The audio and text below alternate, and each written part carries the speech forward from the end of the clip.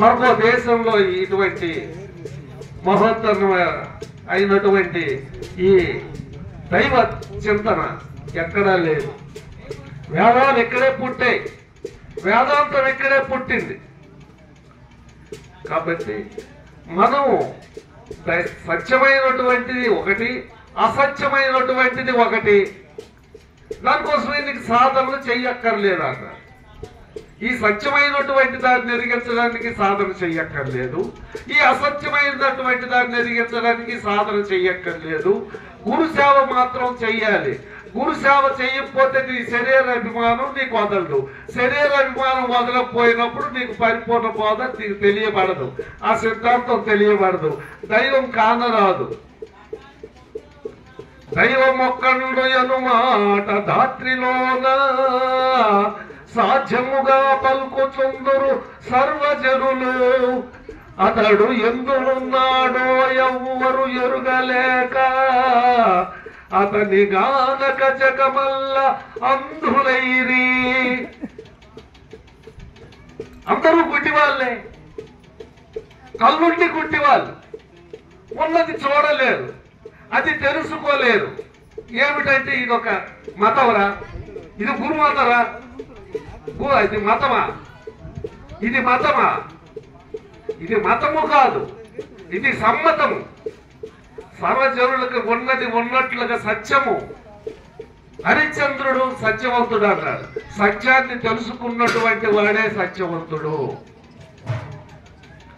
వ్యవహారికంగా మనం సత్యం పలకొచ్చు, వ్యవహారికంగా మనం ఆ ఒక సమయంలో అబద్ధం కూడా ఆడవచ్చు. ఎందుకంటే మనుష్యుని తాలుగా ఉనికిలో మనం ఉన్నాము. మనుషుడు అబద్ధం కూడా ఆడుతాడు. కానీ సత్యమైనటువంటిది తెలుసుకొని అసత్యమైనటువంటి దాన్ని విడిచిపెట్టేటటువంటి సిస్టమ్, ఈ మార్గం ఈ యొక్క శివరామ దీక్షితుల సాంప్రదాయకులకే గాని అన్యులకి గోచరం కాదు. మోక్షం అన్నారు. మోక్షం ఎప్పుడు వచ్చింది? మన అమ్మగారి పేరేం పేరు? సాయమ్మ గారు. సాయమ్మ గారు మోక్షం కావాలని వచ్చారు. ఎప్పుడు వచ్చింది మోక్షం? ఇప్పుడు 12 రోజుల క్రితం వచ్చిందా, లేకపోతే అంతకు ముందే వచ్చిందా? ఎప్పుడైతే గురుపాదం పట్టి తనువు మనసు ధనము దారపోసిందో ఆ రోజే మోక్షం వచ్చింది ఆవిడికి. ఆ రోజే లేనిదా లేని వాడురా అంటాడు. లేని వాళ్ళు కొంతమంది ఉంటారు, పేదవాళ్ళకి మనం లేని వాళ్ళం అంటాం. పేదంటే లేదు. ఏమిటి లేదు? మనమందరము ఈ గురు సాంప్రదాయంలో ఉండేటటువంటి వాళ్ళందరూ లేని వాళ్ళే. ఎందుకు? తనకున్నటువంటి సంపదలను, ఆశని, కామక్రోధ లోభ మోహ మద మత్సరాల్ని, ఈర్ష్య ద్వేషము కపటముది, ఈ నాకు తనువు మనసు ధనంతో మొత్తం అన్ని కూడా దారబోసాం గురువు గారికి. ఆ దారబోసినటువంటిది మర్చిపోయి తిరుగుతున్నాం. అదే చాలా తప్పు, మనం చేసినటువంటి తప్పు. అది మనం ఎప్పుడూ మరవకూడదు. ఆ విధంగా గురు వాక్యాన్ని మనము, గురువు గారు ఏ వాక్యం చెప్పారో ఆ వాక్యాన్ని మనం సర్వకాల సర్వవస్థలందు విచారణ చేసుకుంటూ ఉండే. విచారణ చేసుకున్నటువంటి వాడు దేని తామరాకు నీరంటున్నట్లుగా ఉంటాడు, సచ్చి బతికినట్టుగా ఉంటాడు, బతికి సచ్చినట్టుగా ఉంటాడు.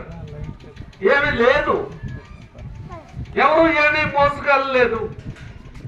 మనం ఉంటుండగానే తరువు మనసు ధనము దారకోశం ఈ సాంప్రదాయంలో ఎటువంటి ధర్మము, ఇటువంటి ధర్మాన్ని మనం కాపాడినప్పుడు మోక్షం తటస్థంగా తనంతట తానుగే వస్తుందే. మోక్షము సంపాదిస్తే వస్తుందే, తనంతట తానుగా వస్తేనే మోక్షం.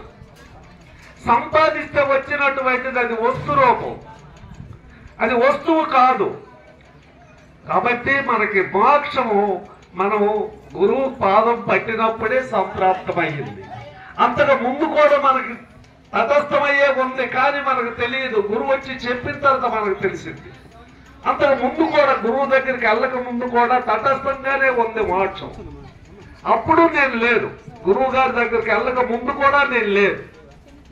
గురువు గారి దగ్గరికి వెళ్ళిన తర్వాత గురువు గారు చెప్పారు, నాయన నీవు లేనివాడవు, నువ్వు లేనివాడవు అయినప్పుడు నీకు మోక్షం తటస్థం తనకు తానుగే వచ్చింది, నువ్వేం సంపాదించినటువంటిది కాదు. ఆత్మాంగ స్థాన భావ శుశ్రూషలు చేయనటువంటి వాడికి అభిమానం పోదు. అటు రాజు చక్రవర్తి, ఎవరో జనక చక్రవర్తి, అతడు రాజు, అతడు వాళ్ళ గురువు గారికి చతుర్వేద శుశ్రూష ధర్మాలు చేశాడు. అలాగే శ్రీకృష్ణుడు, అలాగే అతను కూడా రాజు, అలాగే ధర్మరాజు, వీళ్ళందరూ కూడా వశిష్ఠులు, విశ్వామిత్రుడు, ఋషులు, యోగులు అందరూ కూడా గురువు గారికి శుశ్రూష ధర్మాలు చేశారు.